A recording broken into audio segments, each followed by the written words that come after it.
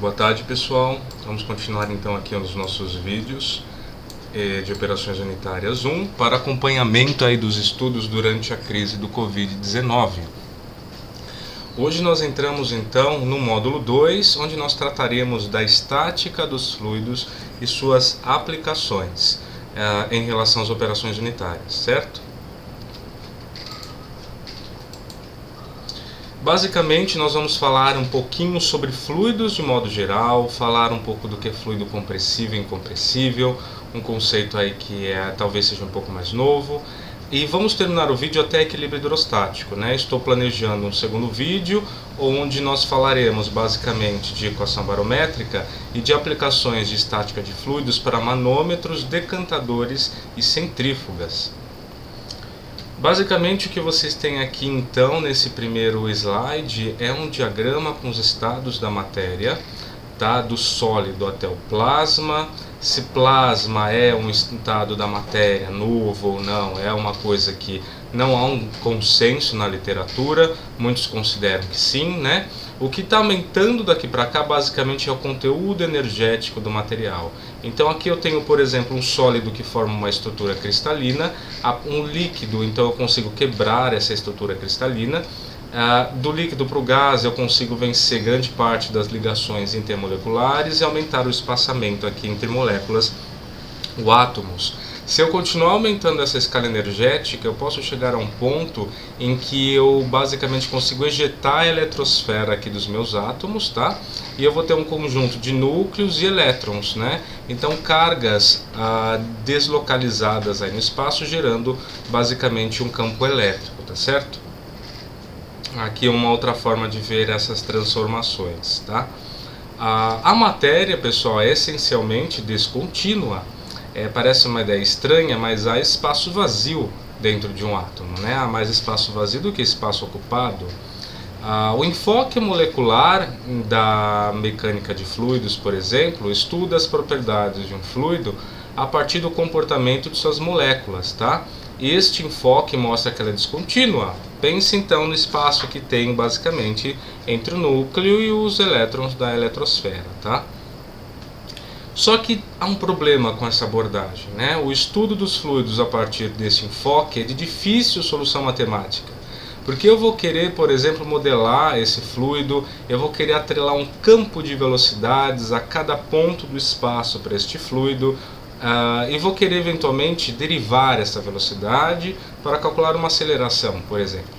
Só que as ferramentas matemáticas que nós possuímos, né, o cálculo diferencial integral, funciona quando a função tem um domínio contínuo. Só que você tem partes descontínuas no fluido. Então como que eu posso atrelar um vetor velocidade num ponto que em um certo momento não tem nada lá? Né? Os elétrons, os átomos que fazem parte daquele material, eventualmente estão em outro ponto, por exemplo. Parece uma questão que é filosófica, mas ela não é, ela é física mesmo. Isso gera um problema. E por essa razão é conveniente tratar o fluido como um meio contínuo. Então, o que vai ser, pessoal, a hipótese do contínuo? Ela consiste em ignorar a composição molecular e consequente descontinuidade que é sabida, né, que existe aí na matéria e de um fluido. Assim, por menor que seja a divisão de um fluido, por exemplo, um elemento infinitesimal de massa, de comprimento ou volume, cada parte isolada apresentará as mesmas propriedades que a matéria como um todo.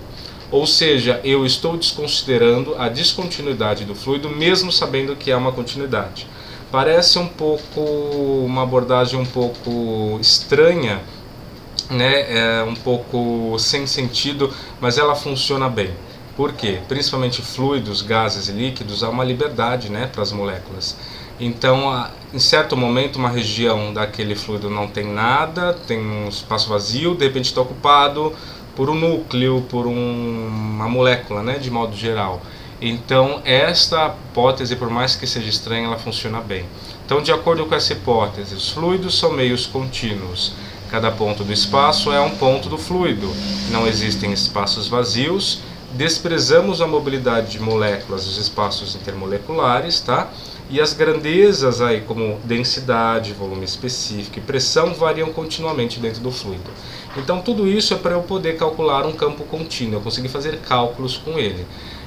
Embora para explicar certos fenômenos eu possa falar de moléculas, possa falar de átomos, tá? Esta hipótese, pessoal, não vai nos afetar nos cálculos, porém ela é subjacente às coisas que nós vamos ver, então é interessante que a gente em algum momento pelo menos pense, né, ou saiba aí desta hipótese, tá? A definição de fluido, né?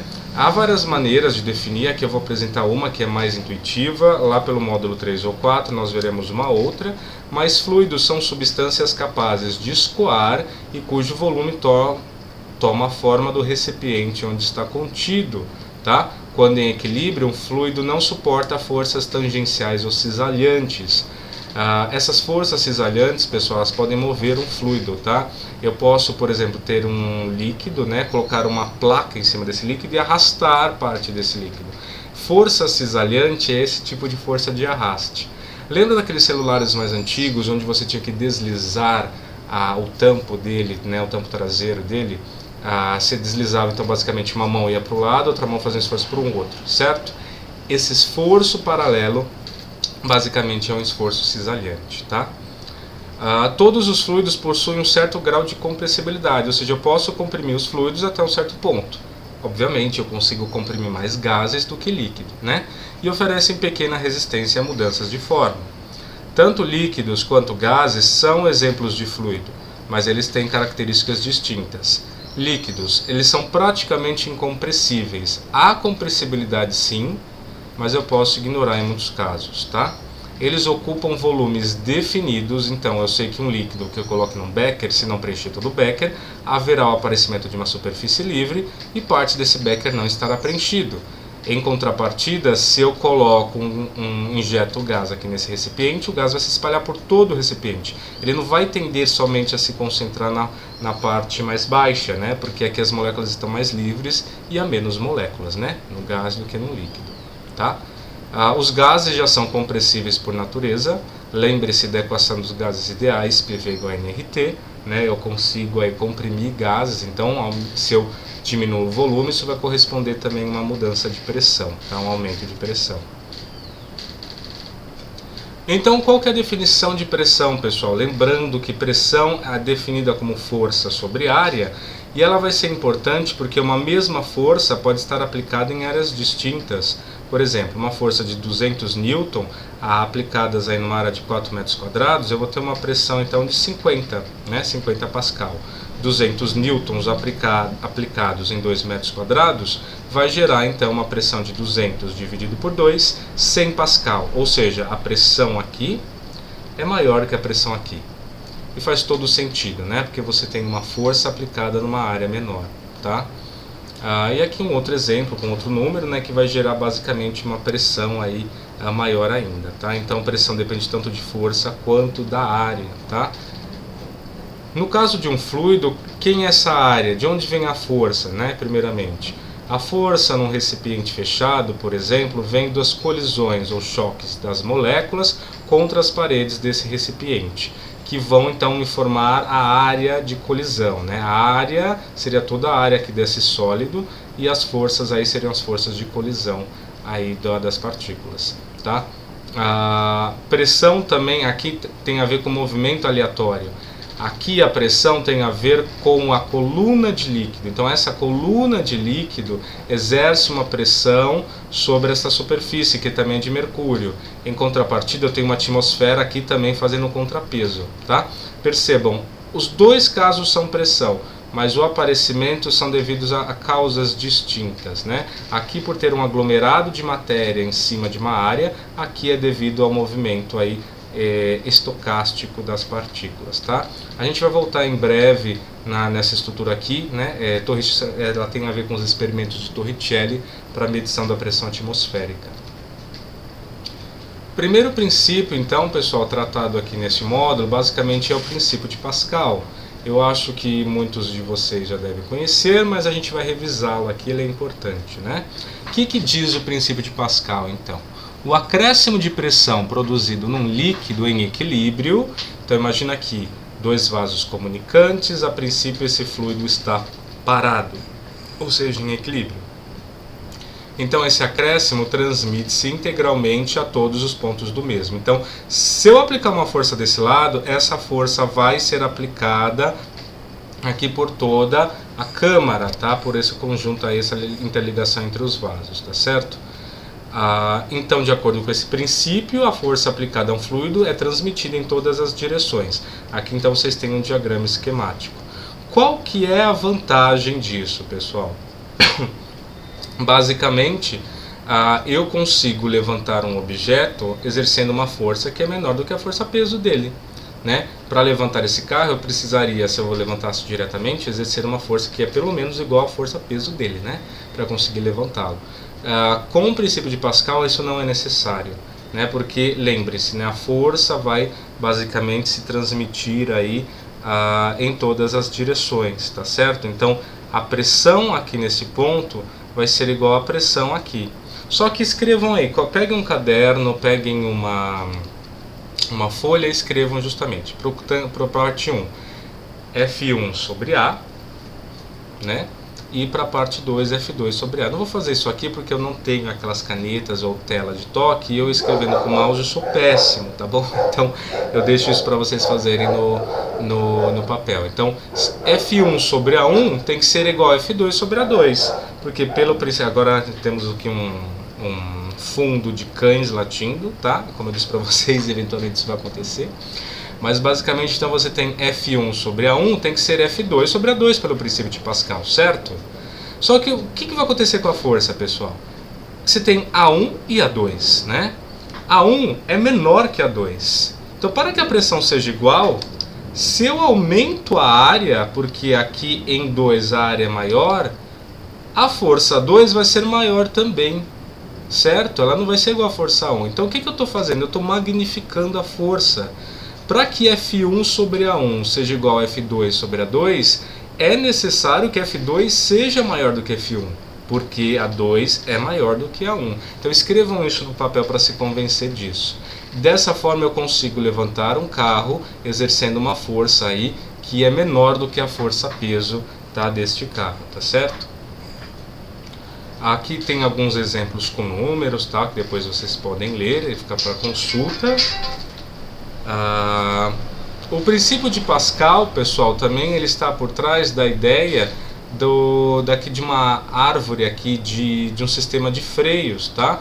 Quando você pisa no pedal, você tem basicamente um fluido, tá? Um fluido justamente desse sistema de frenagem, e a força, né, ou pressão que você exerce aqui pela força que você pressionou o pedal, vai se transmitir ao longo de toda essa árvore, tá? E o que vai acontecer? Aqui a gente não tem o disco de freio representado, mas essas estruturas aqui vão tender a se aproximar, aqui vai ter um disco, certo? Aí eu vou gerar atrito e vou dissipar o movimento do carro. O que eu estou fazendo? Eu estou freando esse carro, né? Obviamente isso daí precisa ser feito de forma rápida. Essa transmissão de pressão, ela é basicamente instantânea, né? Para termos práticos, ela não é instantânea de fato, mas em termos práticos ela é instantânea. Então que uma árvore aqui de frenagem, de um sistema de frenagem num carro é baseado no princípio de Pascal. Agora vamos ver um outro princípio, né? O princípio de Arquimedes.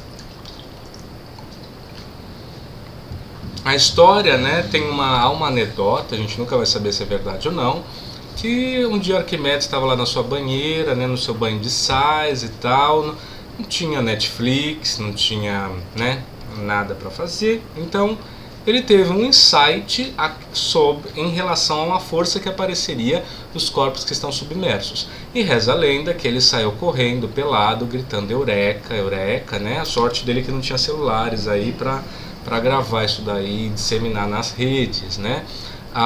Embora a gente não saiba se essa história é verdadeira, não é engraçado pensar que isso aconteceu. Então vamos manter aí, vamos admitir, né, que isso ocorreu. Mas o que nos interessa basicamente é o seguinte: a partir do momento que eu pego um corpo aqui, ele está imerso no fluido, ele parcialmente ou totalmente, pense o seguinte: este fluido estava em equilíbrio no primeiro momento.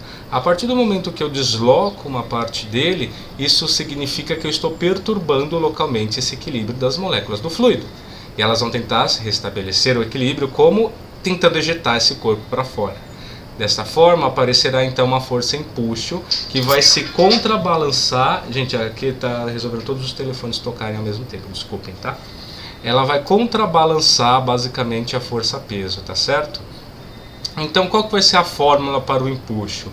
Empuxo vai ser igual, pessoal, ao peso, cuidado, não é da parte submersa do corpo, ao peso FD, do fluido deslocado. Qual é o peso do fluido deslocado? É a massa desse fluido deslocado vezes a gravidade. E por sua vez eu posso reescrever a massa como um produto de densidade por volume. Para se convencer disso, coloque as unidades aqui da densidade. Quilograma por metro cúbico vezes metro cúbico, cancela metro cúbico com metro cúbico, sobra quilograma. Tá? Vocês podem fazer análise dimensional disso. Uma das consequências do princípio de Arquimedes é o peso aparente. Tá? É aquele fato que, inclusive, vai levar com que os ortopedistas, fisioterapeutas recomendem exercícios aquáticos para pessoas que têm problema nas articulações. Porque o seu peso na água, o peso aparente é menor, porque você tem a força-peso direcionada ao centro da Terra, né, em virtude de você ter uma massa, mas se contrabalançando a esta força-peso, você tem justamente a força do empuxo por você estar na água, tá? E se você quiser quantificar, aqui tem uma forma, né? É basicamente trabalhar com forças-peso e a fórmula do empuxo, não tem segredo, tá? É só para ressaltar aqui essa aplicação do peso aparente, né? Muito bom fazer atividades aquáticas, né? A gente não está podendo fazer muitas no momento, né, de quarentena, mas fica a dica aí para quando passar essa crise, tá bom? Então, pelo princípio de Arquimedes também, pessoal, eu consigo determinar basicamente quando o corpo afunda ou ele flutua, analisando a densidade do corpo. Então, se a densidade do corpo é maior que a densidade do fluido, o corpo afunda. Se a densidade é igual, ele vai ficar em equilíbrio com o fluido em alguma altura aqui, tá? Se a densidade do corpo é menor do que a densidade do fluido, o corpo aí flutua sobre a superfície, tá? Eu apontei no afundo, eu apontei para cá, mas tá errado, tá, gente? Deveria ter apontado para essa figura aqui. Então, densidade do corpo maior que a densidade do fluido, ele afunda. Quando ele chegar aqui, por exemplo, no leito desse corpo hídrico, vai aparecer inclusive uma força normal, né? Então você tem o peso, o empuxo, a força normal aqui à superfície. Aqui essa densidade é igual, aqui essa densidade do corpo é menor, tá bom? Densidade, pessoal, é uma função termodinâmica. Ela depende de pressão e temperatura, né? A água apresenta um comportamento anômalo para a densidade, que é o seguinte: para abaixo de 0 graus, quando tem a solidificação da água, suas moléculas organizam-se numa estrutura hexagonal, altamente simétrica, porém com muitos espaços vazios, de forma que a densidade do gelo é menor do que a densidade da água, fazendo com que o gelo flutue. Isso vai ter várias consequências até para a emergência dos seres vivos, tá? Eu não me lembro de todos os argumentos utilizados, né? Não é minha área, mas eu recomendo aí, se vocês tiverem interesse, que vocês procurem, tá? O fato a água apresentar esse comportamento anômalo vai ter várias influências na evolução da Terra, na evolução aí dos seres vivos, tá bom? O que é um fluido então compressivo e incompressível, pessoal? Líquidos geralmente podem ser considerados como fluidos incompressíveis, ou seja, mesmo que as condições externas variem em termos de pressão, o volume deles não vai mudar substancialmente. Mas será que não muda de fato? A gente está vendo aqui, pessoal, que muda. A mudança pode ser pouca, mas há uma mudança, né? Então percebam, isso é uma hipótese. Isso nunca vai ser verificado de fato, tá?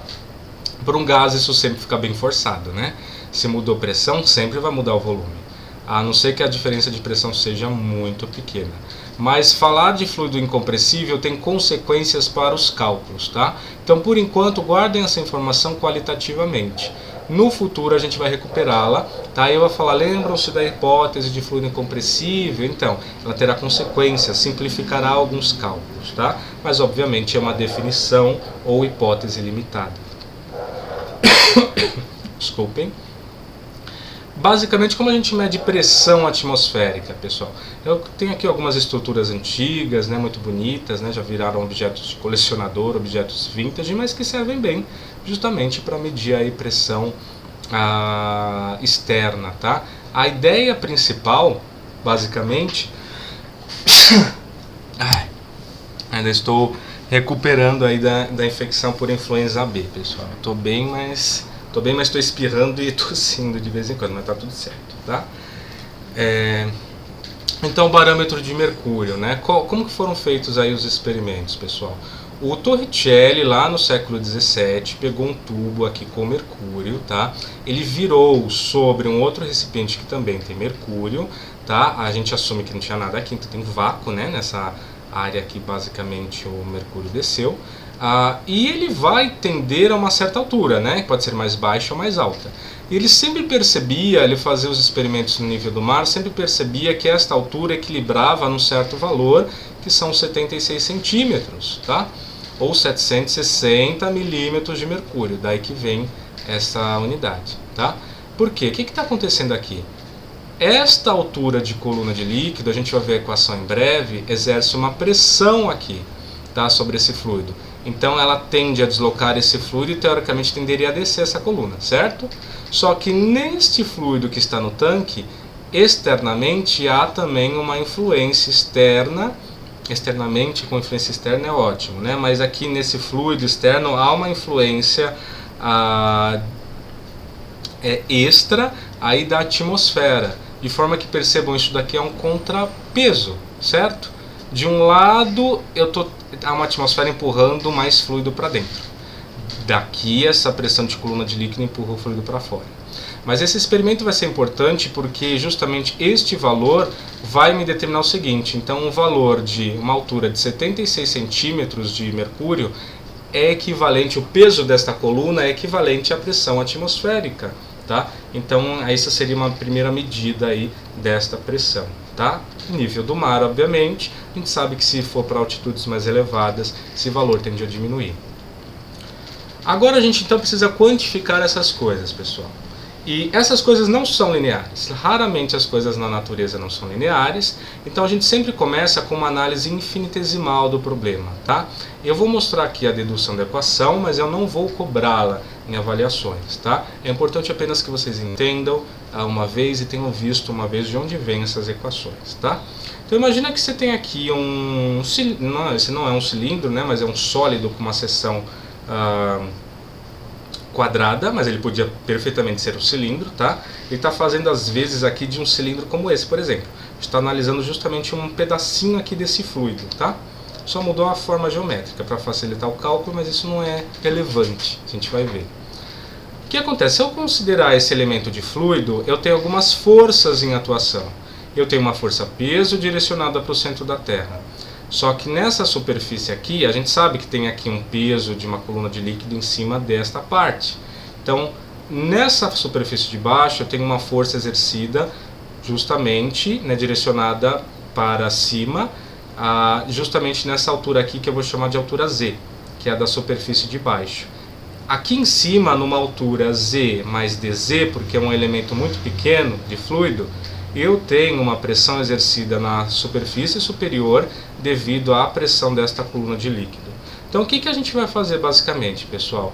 Aplicar aí segundo a lei de Newton, né? Em relação à aplicação da segunda lei de Newton, na verdade, a lei do equilíbrio, né? Se você achar melhor, porque esse fluido está parado, né? Então a gente recairia aí na primeira lei. Então, basicamente, a gente chegaria na seguinte equação, né? O somatório das forças, justamente segundo a primeira lei de Newton, seria igual a zero, tá? Se eu admitir que há um eixo Y, né? Nesse caso ele está chamando de Z, né? Mas poderia ser Y, que está direcionado para cima, todo vetor de força que tem a mesma direção e sentido que este eixo vai ser positivo, todo vetor de força que tem direção e sentido contrário vai ser negativo. Então eu tenho primeiro aqui uma força do fluido em Z, lembra que eu falei que é para cima? Então está no mesmo sentido da seta. A força peso, pessoal, que não está aqui, mas ela está aqui, ó, ela está no sentido contrário ao sentido do eixo, então ela é para baixo. A força nessa superfície também é para baixo, porque é a força exercida por esta coluna de líquido, certo? Então eu tenho uma força positiva e duas negativas, só que pela primeira lei de Newton, uma vez que esse elemento está em equilíbrio, ele não tem nenhuma velocidade, esse somatório de forças deve dar zero, tá? Só que para fluido, pessoal, compensa mais eu trabalhar em termos de pressão.